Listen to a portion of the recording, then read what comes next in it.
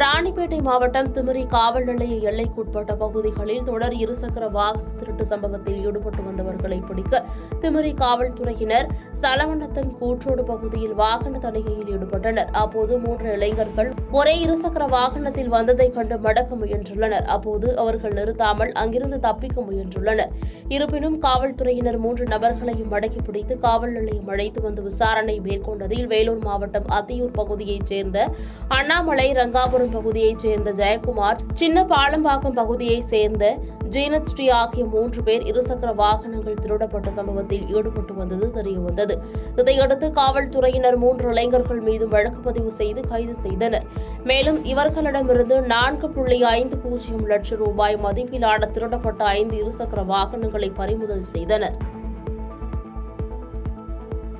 பாதகம் செய்பவரை கண்டால் நாம் பயங்கொள்ளலாகாது பாப்பா, மோதி மிதித்து விடு பாப்பா, அவர் முகத்தில் உமிழ்ந்து விடு பாப்பா.